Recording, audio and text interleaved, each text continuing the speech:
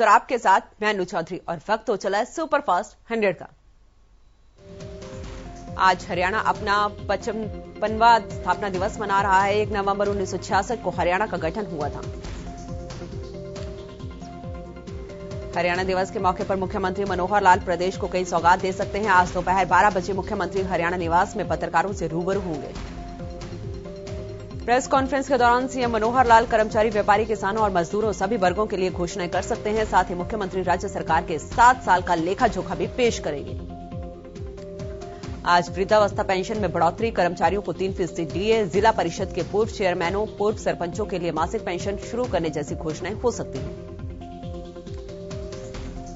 बता दें कि 27 अक्टूबर को ही सरकार के 2 साल भी पूरे हुए हैं, लेकिन ऐलनाबाद उपचुनाव के कारण आचार संहिता लगी होने के चलते ये घोषणाएं नहीं हो सकी थी। अब हरियाणा के स्थापना दिवस पर सीएम मनोहर लाल सौगातों का पिटारा खोलेंगे। चंडीगढ़ में सोनीपत के किसानों ने सीएम मनोहर लाल से मुलाकात की। इस दौरान सीएम ने मौके पर ही किसानों की समस्याओं का समाधान किया। सीएम ने बिजली के उचित प्रबंध के साथ साथ जल्द गिरदावरी करने और ड्रेनों की सफाई के आदेश भी दिए। 6 नवंबर को झरोटी समेत कई गांवों में सीएम जनसभा करेंगे और खराब फसलों का जायजा भी लेंगे। सीएम मनोहर लाल ने पंचकुला में हरियाणा दिवस की पूर्व संध्या पर आयोजित एक सांस्कृतिक कार्यक्रम में शिरकत की। सीएम मनोहर ने समारोह में मुख्य अतिथि के रूप में शामिल हुए। कार्यक्रम का आयोजन सेक्टर 5 के ऑडिटोरियम में किया गया। कार्यक्रम में स्पीकर ज्ञानचंद गुप्ता भी मौजूद रहे। राज्यसभा सांसद दीपेंद्र सिंह हुड्डा रविवार को झज्जर पहुंचे, जहां पर उन्होंने कार्यकर्ताओं के साथ मीटिंग की, जिसमें झज्जर से विधायक गीता भुक्कल, बादली से विधायक कुलदीप वत्स समेत पार्टी के कई कार्यकर्ता मौजूद रहे।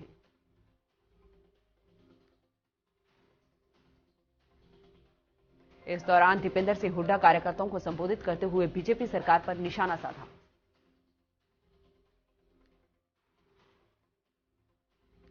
दिल्ली बॉर्डर खुलने की खबरों पर बोलते हुए किसान नेता गुरनाम सिंह चढ़ूनी ने सरकार को चेतावनी दी है और कहा कि सरकार किसानों के साथ छेड़छाड़ न करे। गुरनाम सिंह चढ़ूनी ने कहा कि अगर सरकार किसानों के साथ छेड़छाड़ करती है तो दिवाली प्रधानमंत्री के घर के बाहर मनाएंगे। कृषि मंत्री जेपी दलाल लोहारू के दौरे पर रहे। इस दौरान कृषि मंत्री ने किसानों की समस्याएं सुनी और मौके पर समाधान के निर्देश दिए। इस दौरान जेपी दलाल ने कहा कि क्षेत्र के किसान के प्रत्येक खेत को नहरी पानी उपलब्ध करवाने के लिए हल्के की सिवानी कैनाल के सभी सिस्टम को 31 मार्च से पहले दुरुस्त किया जाएगा। इस कार्य के लिए सरकार द्वारा 52 करोड़ की मंजूरी दे दी गई है। 22 करोड़ रुपए की लागत से सिवानी कैनाल के पानी की क्षमता भी बढ़ाई जाएगी। उन्होंने कहा कि सभी पंप हाउसों में 2 फीटों की बिजली पहुंचाई जाएगी ताकि 24 घंटे बिजली उपलब्ध हो और किसान के प्रत्येक खेत को पानी मिल सके।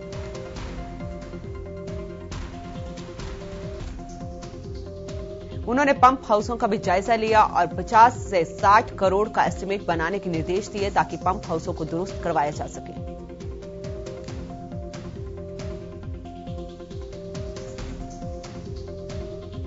ऐलनाबाद उपचुनाव शांतिपूर्ण तरीके से संपन्न होने के बाद मतगणना की तैयारियां शुरू हो गई हैं। मतगणना बरनाला रोड स्थित चौधरी देवीलाल विश्वविद्यालय के लॉ भवन में होगी, जहां पर ईवीएम और वीवीपैट मशीनों को 3 लेयर सुरक्षा में स्ट्रांग रूम में सील किया गया है। वहीं डीएसपी राजेश चेची ने बताया कि मतगणना को लेकर सुरक्षा के पुख्ता बंदोबस्त किए गए हैं और मतगणना को 2 नवंबर को सुबह 8 बजे शुरू किया जाएगा।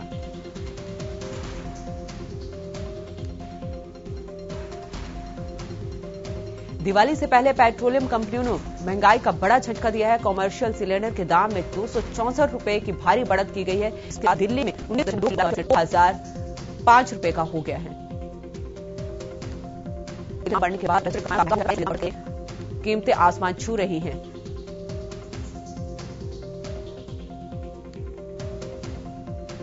देश में पेट्रोल और डीजल की कीमतों में बढ़ोतरी का सिलसिला थमने का नाम नहीं ले रहा है। अंतर्राष्ट्रीय बाजार में कच्चा तेल उच्चतम स्तर पर पहुंचने के बीच देश भर में तेल के दाम पर महंगाई की मार लगातार जारी है। देश में पेट्रोल डीजल की कीमतें हर दिन नया रिकॉर्ड बना रही हैं। एक बार फिर पेट्रोल और डीजल के रेट में 35 पैसे प्रति लीटर का इजाफा हुआ है। इस बढ़ोतरी के बाद दिल्ली में पेट्रोल के दाम 109 के पार पहुंच गए हैं। दिल्ली में 1 लीटर पेट्रोल 109.69 रुपए प्रति लीटर, जबकि डीजल 98.42 रुपए प्रति लीटर पहुंच गया है।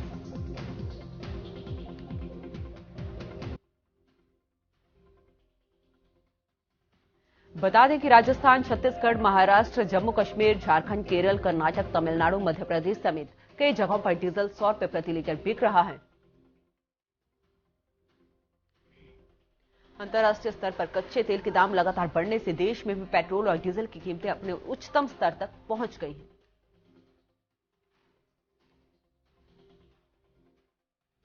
हरियाणा में कोरोना के आंकड़ों में उतार चढ़ाव लगातार जारी है। बीते दिन प्रदेश में कोरोना के 11 नए मामले सामने आए हैं। इनमें से 7 कोरोना मरीजों की पहचान गुरुग्राम से हुई है। प्रदेश में फिलहाल कोरोना के 112 एक्टिव केस हैं।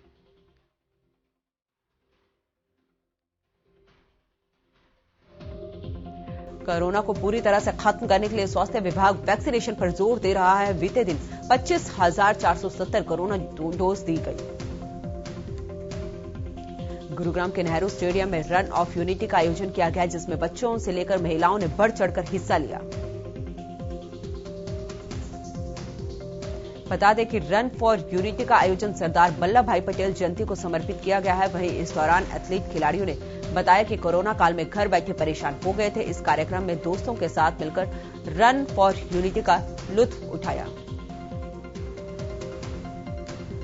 हरियाणा में रविवार को HSCC की तरफ से पुलिस कांस्टेबल भर्ती का परीक्षा का आयोजन किया गया। करनाल में भी जिला पुलिस प्रशासन की तरफ से पुख्ता इंतजाम किए गए। बताया जा रहा है कि यह परीक्षा 3 दिन तक चलेगी। गुरुग्राम में खुले में नमाज का मुद्दा गरमाता जा रहा है। रविवार को गुरुग्राम के सिंधेश्वर स्कूल में संयुक्त हिंदू संघर्ष समिति ने एक प्रेस वार्ता कर सेक्टर 12 के विवादित नमाज स्थान पर गोवर्धन पूजा करने का ऐलान किया। त्योहारी सीजन को लेकर खाद्य आपूर्ति विभाग एक्टिव मोड में काम कर रहा है। विभाग की टीमें लगातार छापेमारी कर मिलावटखोरों पर शिकंजा कस रही है। फतेहाबाद में भी विभाग की टीम ने शहर के कई मिष्ठान भंडार से सैंपल इकट्ठे किए और जांच के लिए भेजे। खाद्य आपूर्ति अधिकारी सुरेंद्र पूनिया ने बताया कि ये अभियान त्योहारी सीजन में जारी रहेगा। विभाग मिलावटखोरों के खिलाफ सख्त एक्शन लेगा।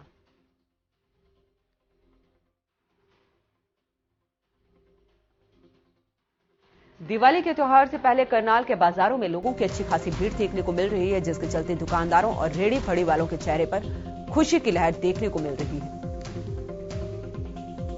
वहीं दिवाली को लेकर दिया बनाने वाले कारीगरों ने दिया बनाना शुरू कर दिया है। कारीगरों का कहना है कि कोरोना के बाद दिवाली पर अच्छे काम की उम्मीद है। करनाल के बाजार में खरीदारी करने आई एक महिला को एक युवक ने मदद के बहाने बातों में फंसाकर सम्मोहित कर लिया। 2 युवकों ने महिला को सुनसान जगह में ले जाकर गले से चेन उतरवा ली और मौके से फरार हो गए। महिला की शिकायत पर पुलिस आरोपियों की तलाश में जुटी हुई है। सरदार वल्लभ भाई पटेल जी की जयंती के अवसर पर पूरे देश में राष्ट्रीय एकता दिवस मनाया गया है, जहां यमुनानगर जिला मुख्यालय पर पुलिस विभाग की ओर से भी पुलिस कर्मियों को एकता और अखंडता की शपथ दिलाई गई। वहीं इस मौके पर मौजूद एसपी कमलदीप गोयल ने कहा कि सरदार वल्लभ भाई पटेल के जन्म दिवस को राष्ट्रीय एकता दिवस के रूप में मनाया जाता है और देश को एकजुट करने में उनका अमूल्य योगदान रहा है। अंबाला दिल्ली हाईवे पर मोहड़ा के पास अंबाला और पंजाब पुलिस ने देर रात छापेमारी कर अंग्रेजी शराब का जखीरा बरामद किया। सूचना मिलने के बाद मोहाली डीएसपी गुरसेवक सहित उनकी टीम अंबाला पहुंची और डीएसपी अंबाला राम कुमार के साथ देर रात मोहड़ा में छापेमारी की। इस दौरान 2 ट्रकों में अंग्रेजी शराब के हजारों पेटियां बरामद हुई है, जबकि एक ट्रक खाली खड़ा था। पुलिस ने सभी ट्रक को शराब सहित अपने कब्जे में लेकर मामला की जांच शुरू कर दी है। अंबाला में गो तस्करों के मंसूबे एक बार फिर नाकाम साबित हुए हैं। पंजाब से उत्तर प्रदेश हत्या के लिए ले जाई जा रही गायों और गोवंशों से भरे ट्रक को अंबाला पुलिस ने अमृतसर दिल्ली नेशनल हाईवे से पकड़ने में सफलता हासिल की। प्रदेश भर में 3 दिन तक चलने वाली हरियाणा पुलिस कांस्टेबल की भर्ती प्रक्रिया को लेकर पुलिस पूरी तरह सजग है। कुरुक्षेत्र में भी भर्ती प्रक्रिया में पुलिस अलर्ट मोड पर है। खुफिया तंत्र संदिग्ध व्यक्तियों और कोचिंग सेंटर्स पर नजर रखे हुए हैं। भर्ती परीक्षा 31 अक्टूबर से 2 नवंबर तक चलेगी। सोना के अनाज मंडी में अवैध रूप से दुकानों पर पटाखे बेचे जा रहे हैं। यहां अवैध रूप से दुकानें लगाई गई हैं, जिन पर खुलेआम बिक्री हो रही है।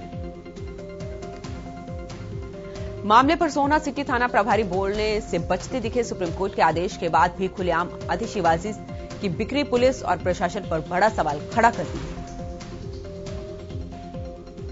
साइबर सिटी गुरुग्राम में खुले में नमाज का मुद्दा गरमाता जा रहा है। रविवार को गुरुग्राम के सिंधेश्वर स्कूल में संयुक्त हिंदू संघर्ष समिति ने सेक्टर 12 के विवादित नमाज स्थल पर गोवर्धन पूजा करने का ऐलान किया।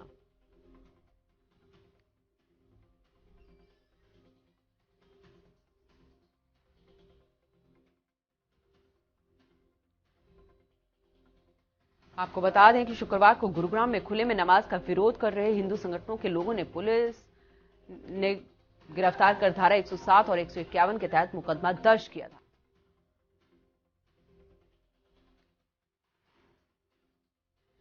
वहीं गोहाना के बस डिपो पर नशे में धुत एक युवक ने हाई वोल्टेज ड्रामा किया, जिसके बाद रोडवेज के कर्मचारियों ने उस युवक की पिटाई कर दी।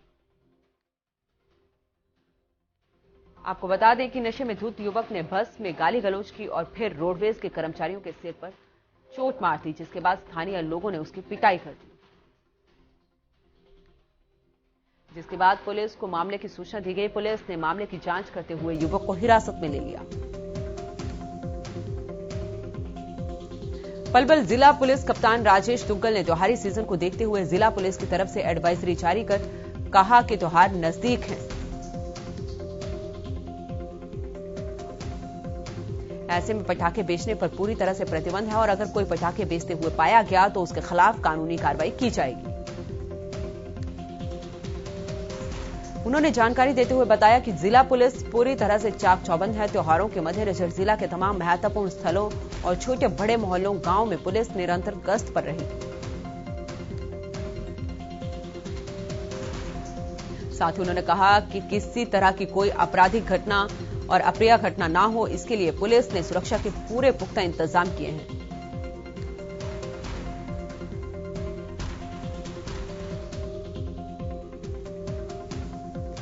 झुलाना क्षेत्र के झमोला गांव में मशरूम की खेती के लिए तैयार किया गया फार्म हाउस में अचानक आग लगने से पूरा फार्म हाउस जलकर राख हो गया। दरअसल ये आग बच्चों के पटाखे जलाने के कारण लगी, जिसमें किसानों की मेहनत जलकर राख हो गई और वहीं सूचना मिलने के बाद दमकल विभाग ने काफी मशक्कत के बाद आग पर काबू पाया। हरियाणा के जिले करनाल में प्रदेश भर से बर्खास्त और छंटनी के नाम पर निकाले गए कर्मचारी इकट्ठा हुए हैं और उन्होंने पार्क से लेकर सचिवालय तक प्रदर्शन किया और यहां पर एसडीएम को ज्ञापन सौंपा। उन्होंने बातचीत के बाद बताया कि वे 8 नवंबर को सीएम से मुलाकात करेंगे। सोना में पुलिस ने 2 लोगों को गिरफ्तार किया है जो लोगों के साथ धोखाधड़ी करते थे। पुलिस ने उनके खिलाफ मुकदमा दर्ज कर गिरफ्तार किया है। दरअसल दोनों अमेजॉन से सामान खरीदते असली सामान को निकालकर उस सामान से के स्थान पर डमी सामान लगाकर लोगों के साथ ठगी करते थे। जिसके बाद पुलिस ने दोनों आरोपियों को अदालत में पेश कर 3 दिन के पुलिस रिमांड पर लिया। इंद्री हल्के के गांव गुड़ा में पिछले 10 दिनों से लोग गंदा पानी पीने पर मजबूर है। ग्रामीणों का कहना है कि गंदा पानी पीने से गांव के लोग बीमार पड़ रहे हैं। ग्रामीणों ने आरोप लगाया कि इस मामले की शिकायत कई बार की जा चुकी है, लेकिन अभी तक कोई कार्रवाई नहीं की गई है। वहीं इस मामले पर जेई का कहना है कि गांव के लोगों ने अवैध रूप से कनेक्शन कर रखे थे। करनाल में त्राबड़ी के पास नहर में एटीएम मशीन मिली है। ये ATM machine state bank of India की है। दरअसल कुरुक्षेत्र के पिहोवा में फरवरी में लुटेरों ने एक बैंक के एटीएम को उखाड़ा था और उसके बाद उस एटीएम मशीन से 14 लाख रुपए से ज्यादा निकालकर एटीएम मशीन को नहर में डाल दिया था। मशीन को करनाल पुलिस, कुरुक्षेत्र पुलिस ने ढूंढने का प्रयास किया था पर नाकाम रही है, जिसके बाद उस मामले में 7 आरोपियों को गिरफ्तार भी किया गया था। रोशनी के त्योहार पर मिट्टी के दियों की मांग बढ़ने लगी है। महीने भर से मिट्टी के दिए बनाने वाले कारीगर अपने पूरे परिवार के साथ लोगों की मांग पूरी करने के लिए दिन रात जुटे हुए हैं। उन्हें खुशी है कि इस रोशनी के त्योहार पर लोग मिट्टी के दियों की जमकर खरीदारी करेंगे, जिससे उनका गुजारा खूब चलेगा और गुर्बत के दिन अतीत बन जाएगा। उन्होंने लोगों से मार्मिक अपील भी की है कि अब की बार दिवाली में लोग ज्यादा से ज्यादा मिट्टी के दिए खरीदकर परंपरागत रूप से त्योहार मनाएं, जिसमें वोकल फॉर लोकल का नारा सार्थक हो सकेगा। दिवाली भारत का सबसे बड़ा त्योहार माना जाता है। पिछले कुछ सालों में स्वदेशी सामान की डिमांड काफी बढ़ी है, जिसके चलते मिट्टी के बने सामान लोगों को काफी पसंद आ रहे हैं। लोग दिवाली के मौके पर मिट्टी के दियों का इस्तेमाल खूब करते हैं, जिसके लिए कुम्हार काफी समय पहले से ही तैयारी शुरू कर देते हैं।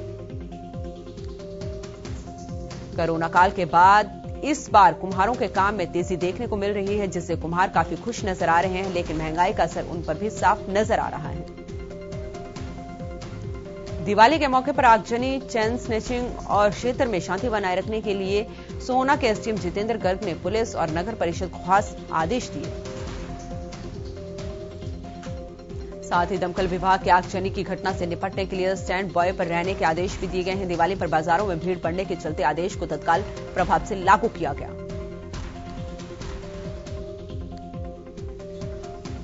इंद्री स्थित शहीद ऊधम सिंह राजकीय महाविद्यालय में एक प्रोफेसर ने फांसी लगाकर आत्महत्या कर ली।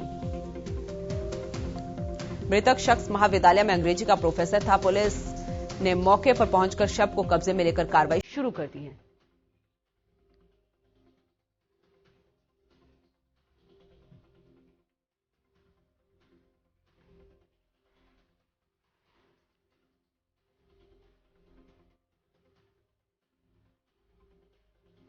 हत्या मामले में कार्रवाई नहीं होने पर सैकड़ों ग्रामीण एसपी वसीम अकरम से मिलने पहुंचे, जहां एसपी ने ग्रामीणों को आश्वासन दिया कि जल्द ही आरोपियों को गिरफ्तार कर लिया जाएगा।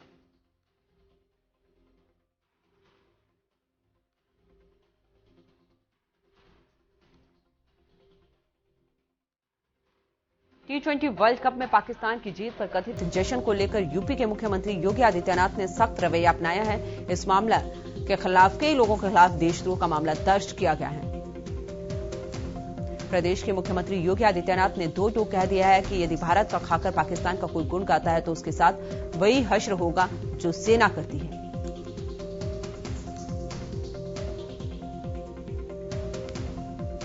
प्रधानमंत्री नरेंद्र मोदी ने शनिवार को इटली के रोम में G20 समिट में हिस्सा लिया। इस समिट के दौरान पीएम मोदी की अमेरिका के राष्ट्रपति से गर्मजोशी से मुलाकात हुई। वहीं G20 के सत्र को संबोधित करते हुए पीएम मोदी ने कोरोना वायरस के खिलाफ भारत की लड़ाई का जिक्र किया। उन्होंने महामारी जंग को लेकर मंत्र देते हुए कहा कि वन अर्थ वन हेल्थ से जीत हासिल होगी। रोम में पीएम मोदी की बैठक को लेकर जानकारी देते हुए विदेश सचिव हर्षवर्धन श्रृंगला ने बताया कि पीएम मोदी ने G20 देशों को भारत के आर्थिक सुधार और सप्लाई चेन डाइवर्सिफिकेशन में अपना भागीदार बनाने के लिए आमंत्रित किया है। पहले सत्र में पीएम मोदी ने वैश्विक ऊर्जा संकट का भी मुद्दा उठाया। हालांकि G20 की पहली बैठक स्वास्थ्य मुद्दों पर केंद्रित थी। विदेश सचिव ने बताया कि पीएम मोदी रविवार को भी रोम में सप्लाई चेन रेसिलियंस पर आयोजित एक कार्यक्रम समेत कई अन्य बैठकों में हिस्सा लेंगे। पीएम मोदी ने G20 शिखर सम्मेलन से इतर फ्रांस के राष्ट्रपति एमेनुअल मैक्रों से मुलाकात की और दोनों नेताओं ने पारस्परिक और वैश्विक हितों के कई मुद्दों पर चर्चा की। इस मुलाकात के बारे में मैक्रों ने हिंदी में ट्वीट कर जानकारी दी। ट्वीट में मैक्रों ने लिखा, हम भारत के साथ पर्यावरण, स्वास्थ्य और नव परिवर्तन के लिए समान महत्वाकांक्षाओं को साझा करते हैं। हम ठोस परिणामों की दिशा में मिलकर काम करना जारी रखेंगे। साथ ही इस दौरान पीएम मोदी ने सिंगापुर के पीएम से मुलाकात की और दोनों नेताओं ने कई मुद्दों पर चर्चा भी की। प्रधानमंत्री नरेंद्र मोदी शनिवार को ईसाई धर्म के सर्वोच्च गुरु पोप फ्रांसिस से वेटिकन सिटी में मुलाकात की। पीएम मोदी ने पोप फ्रांसिस को भारत यात्रा के लिए निमंत्रण भी दिया। पीएम मोदी की पोप फ्रांसिस के साथ 20 मिनट के लिए मुलाकात का कार्यक्रम था, लेकिन दोनों नेताओं के बीच करीब 1 घंटे तक बातचीत हुई और दोनों ने पर्यावरण के बचाव और गरीबों की गरीबी को दूर करने के उपाय पर भी चर्चा की। अफगानिस्तान के पूर्व उपराष्ट्रपति अमरुल्लाह सालेह ने तालिबान पर बड़ा आरोप लगाया है। सालेह के मुताबिक शादी में गाना बजाने को लेकर तालिबान के लड़ाकों ने 13 लोगों को मार दिया। सालेह ने ट्वीट कर लिखा है कि नांगरहार में तालिबान के लड़ाकों ने 13 लोगों को सिर्फ इसलिए मार दिया गया क्योंकि वो शादी में गाना बजा रहे थे। T20 वर्ल्ड कप में भारत को लगातार दूसरी हार झेलनी पड़ी है। पाकिस्तान के बाद टीम इंडिया को न्यूजीलैंड के हाथों हार का सामना करना पड़ा।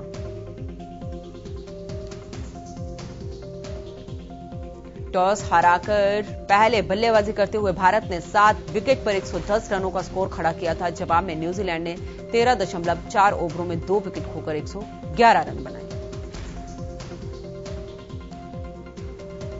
न्यूजीलैंड से हारने के बाद भारत का सेमीफाइनल में पहुंचना मुश्किल हो गया है। आने वाले मैचों में टीम इंडिया को कोई चमत्कार ही प्लेऑफ में पहुंचा सकता है।